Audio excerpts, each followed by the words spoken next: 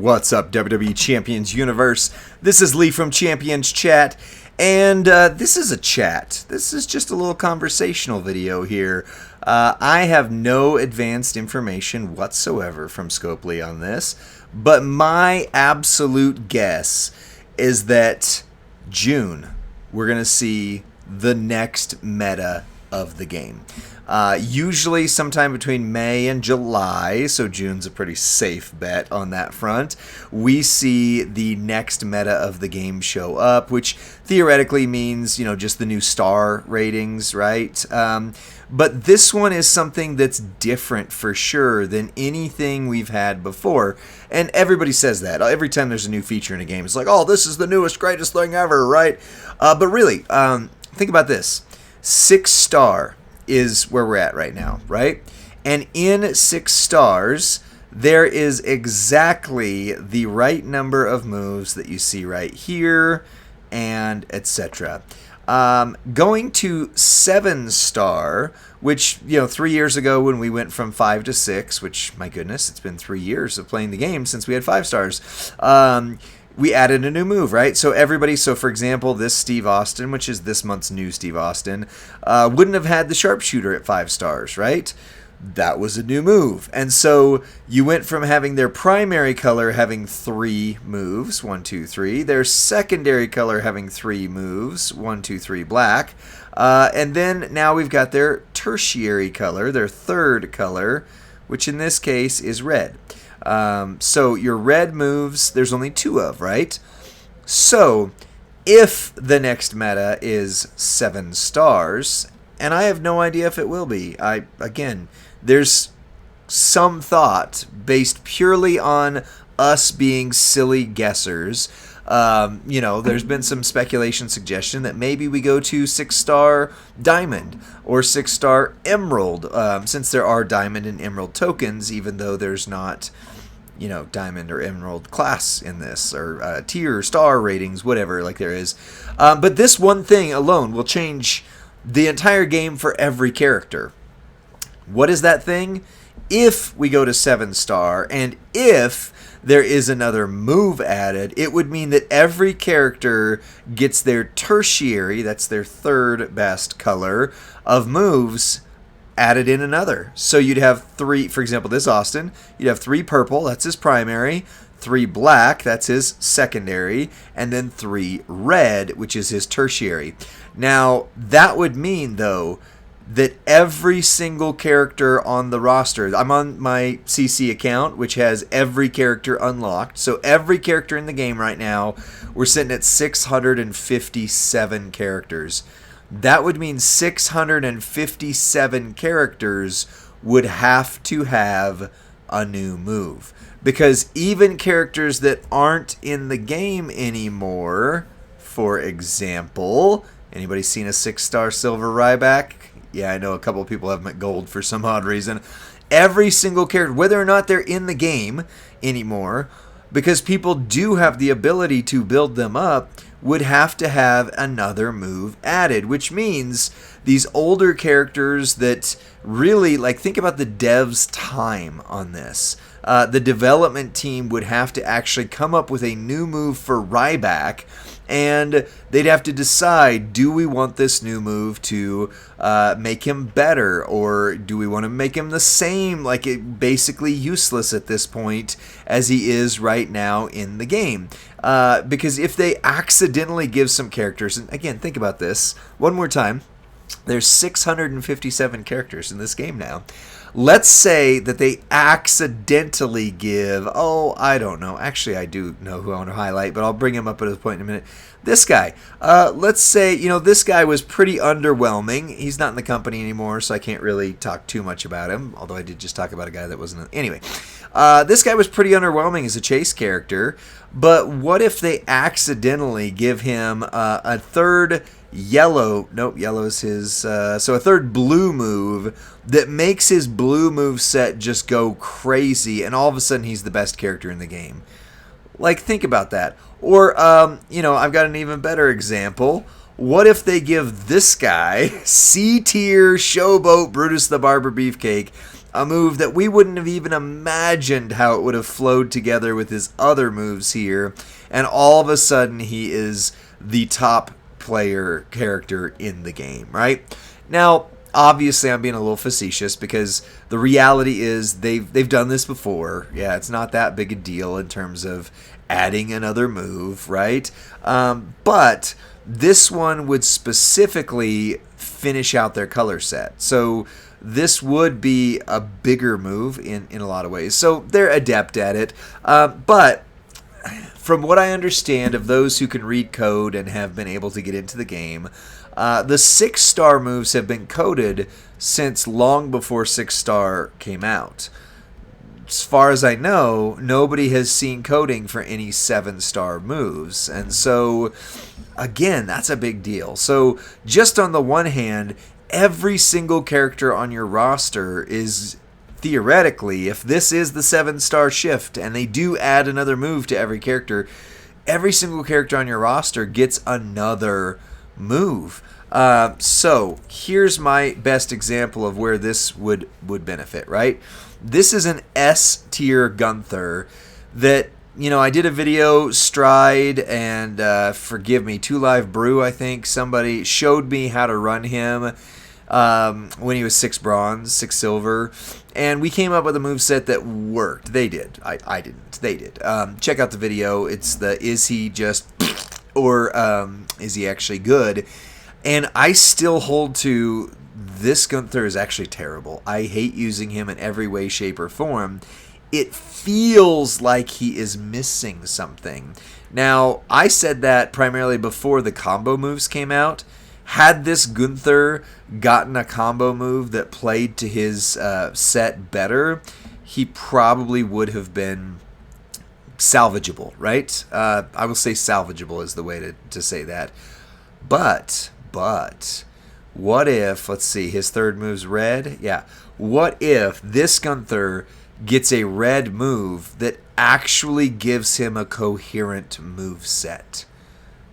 That would be incredible, right? This Gunther would go from, well, at least he's a good trainer, because he's a very good trainer, to, wow, I'm actually glad I have him on my roster. But they have to balance that, because there's another Gunther, one that I personally don't have on my roster. Yes, Gunty. There's a Gunty in this game that does benefit from being a very, very good Gunther. And they want you chasing this one, not the last one, right? So there's going to be that balance. But theoretically, if they go 7 stars, every single character, even this guy, will get a new move.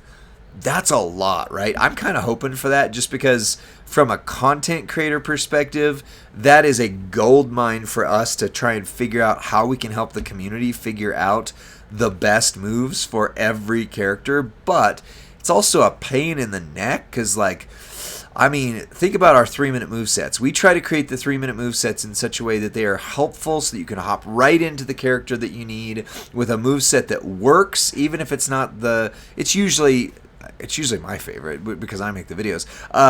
It's usually one that's usable. It works. It's basically good for whatever tier the character is. So like S+ tier, we use really rare things, but B tier, we try not to use really rare things. So it's good for every roster, right? But that would legitimately mean we might have to go back and redo every single 3-minute moveset, which I'm not. I mean, we haven't even done 657 of them, but we do have a lot. So by the way, if you don't know about our 3-minute movesets somehow, make that your go-to. Instead of asking your faction, how do you run this person? YouTube, Champions Chat, name of character. I promise you it'll pop up, right? So that's one aspect of the next meta. The other aspect I want to talk about, though, is what is the focus for the next meta? Every few months, and I don't mean that like flippantly, but like at least every 6 months in Champions, there seems to be a meta shift. 6 gold took longer to get to a meta shift than I think I've ever seen because it was just a gem damage meta for almost the entire year. Like, literally, we made a video about Tama Tonga and said move damage is finally back. And that didn't last too long. Solo Sokoa, move damage is finally back. That didn't last too long. As of right now, Rabbit does some good move damage. The new Boss Man does. Rhea, Mommy's on Top, definitely does good move damage. Zombie Bailey is still great for move damage. And Hip Hop Cena does some amazing move damage. But if you were to look at the fact that there are 657 characters in the game, the fact that I can kind of name maybe 10 off the top of my head that are like, oh, these are move damage giants. Like, they are going to do the job for you, means there's something wrong. There's something unbalanced in the game. And I've said it, and I feel like the game devs have, not that they've heard me say it, although we do know that some of the game devs watch our videos, which is totally humbling, and like, thank you guys. We love you, we love this game, and we appreciate that.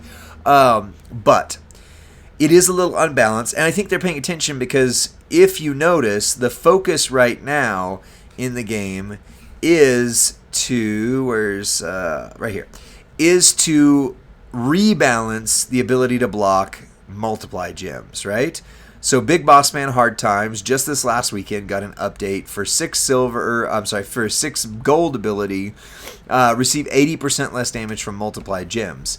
Now, normally, I'm not a big fan of the defensive abilities like this. I'm an all-offensive, like offense is the best defense player. However, I will say I feuded a lot against Woken this past weekend and a couple other factions, but I definitely noticed it when feuding against Woken the most, is that, yeah, there's some defensive things you can do that really frustrate your opponent. I was frustrated a lot because characters that normally are turn 1 monsters, all of a sudden, instead of having times 17 multi-gems, their multi-gems are times 5. And when I hit the multi-gems, all of a sudden they do like fraction of the damage. I'm used to seeing 130 million, I see 30 million damage, right? But what I appreciate in that is that it balances out the game better, right? It gives, oh, by the way, it's been so long since I used him, I didn't realize that this was actually the cop-looking version of Boss Man in this. And I think I said in his preview I wanted the cop version and not the SWAT version, and now we've actually got both, so congrats. That's a side note, because here's the other one now. He definitely looks different. I thought the old Boss Man in the game looked like this, but he doesn't. I'm glad for that. Side note over. So, when I'm going up, like for example, I remember fighting Shursta, for example, big name in the community there. I fought Shursta during the faction feud and remember being insanely frustrated by the defensive maneuvers that Shursta took to frustrate people that face him in feud. Very smart move. Very smart. But the game was unbalanced for so long where you could just instantly turn 1 anyone with your massive multi-gems, and it seems like everybody's got them. This guy's got them, right? This guy's got them. This guy's got, right? Also, this guy's a pretty good move damage guy, actually, speaking of move damage people. But everything is just get to multi-gems as much as you possibly can. Get to gem damage as much as you possibly can.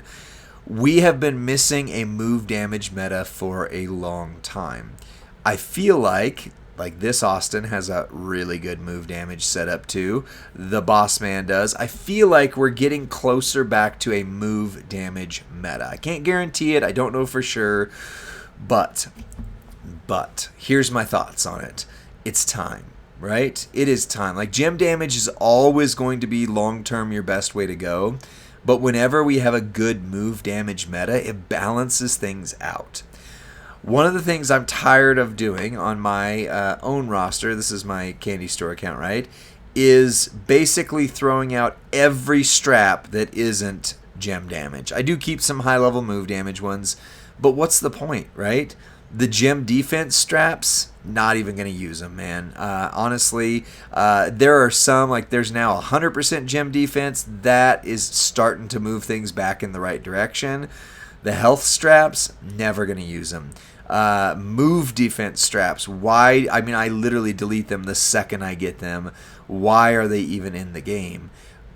But if we move back to a move damage meta, then gem damage still remains relevant, but the king of the pile being move damage, it does force you to do some things differently, like trying to go into feuds using those take less damage from all color moves or from whatever color moves type people in there. I think that's a good way to play the game, and I'm just excited to see if that's back. Other ways that I could see the next meta shifting is special gems that have been kind of left out. Like they've been, ever since the 8th anniversary, have really been focusing on the special gems through plates and through some things like that. Really, for the last several months, there seems to be a focus every month. Like Snowfall gems was a focus for a while. Pyro gems was a focus. Leech gems, etc., etc. But realistically, if you watched my video on all of the different gem types explained, also shout out to Slim Numbers, who's doing a good series on that as well. Follow Slim Numbers on YouTube. There is just simply one king of the pile, which is multi-gems, and everything else is under it. I would love to see leech gems, heal gems, botch gems make more of a comeback, but above and beyond all, move damage needs to be a thing again, because they've typically gone kind of move damage meta, gem damage meta, move damage meta, gem damage meta, and it really just has not shifted to a full move damage meta. We keep thinking it's about to, but then it doesn't. I would also love to see a sub meta. I know Flex, Merrick's, others hate subs. I love them. I think they're fun. It's a good gameplay mechanic that gets underutilized, I think. Here's the one problem. Last thing I'm going to end on is this. Let's talk about your move damage, guys. Let's talk about Zombie Bailey. Zombie Bailey and Hip Hop Cena, Rhea. Those are kind of Rhea with gear, at least. I don't have her gear, unfortunately, although I did just pull her off the UCC. Yeah, you know me. Yeah, these are kind of your top-end characters. And they're doing, let's say, 100-ish million, give or take, right? 100-ish million move damage. Typically, move damage is unblockable damage because there's not really a board nerf that you're able to watch out for. It's just straight damage to the character. Whenever they do a new move damage meta, the old move damage characters get outdated very quickly. Here's my great example for that. Triple Hache DX Army. This was the king of move damage around the 5-star silver era. Maybe 5-star gold. Whatever it was around there. But 6 bronze, even if it was 6 bronze, this was the king, right? Let's say it was 6 bronze, because I think he was only 2 years ago. Now, you wouldn't use his move damage if you had to. Even with 150% move damage strap, the move damage just hasn't scaled. Gem damage tends to scale between generations. Move damage does not, which is why gem damage is always a safer bet. So, for example, any character that does gem damage, usually every meta just doubles the gem damage. So, for example, right now, green is this guy's best color. It's 34k. If you take him up to 6-star gold, you can see that it's basically going to double that. Not quite, but pretty close, 27k up. So, in a 7-star theoretical meta, you're going to see, again, typically a doubling of the gem damage, give or take. Move damage, however, tends to go up only like 8 or 10% at best. So you have double or 100% more damage to your gems and 8 to 10% more damage to your move damage. So that is the one disadvantage, is that move damage characters tend to not proceed. So here's my suggestion. Scopely, if you're listening, player base, drop it on the portal in the comments, the things that the whatever it is, the community forum. Let's bring back the move damage meta by doubling move damage. Yes, I know that's going to make Hip Hop Cena, and I don't have him, freaking insane in the next meta. Or at least keep him relevant. It might just keep him relevant. But guys like that Triple H that was a move damage monster at one point, find a way to bring them back. Because the reality is, even if you make 200 characters relevant again by making a move damage base, the base of move damage go up super high, you still have 457 other characters that are gem damage focused. So let's make that balance, right? I don't know. What do you think about this in the comment section? Who's your favorite move damage character in there, and why is it the new Big Boss Man and Rabbit, the A tiers of all people?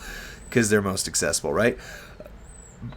If you did have a move damage meta, who would you want to see that's an older existing character get a big buff to their move damage and become relevant again?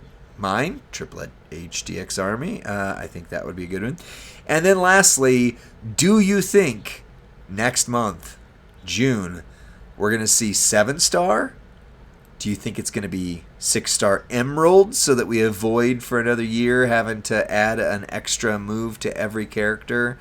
And do you think Ryback or Brutus Beefcake the Showboat is going to become the most overpowered character in the game accidentally until they nerf him when they add that extra move? Let me know in the comments section. Like this video, and then if you would do me a favor, subscribe to Champions Chat if you haven't already. Scopely's laying down a challenge for us. First to get to 3.5k subs, which we're really close to, but then to go all the way to 7.5k subs, which is that's a big leap. That's going to take every single person watching this video hitting that subscribe button. But here's the deal. We try to keep making helpful content. Hopefully it is helpful, relevant to you, and so we'll keep doing that. Just hit the little sub button, and we'll keep bringing you daily content. That's it for this one, friends. I will see you on the next one. Bye.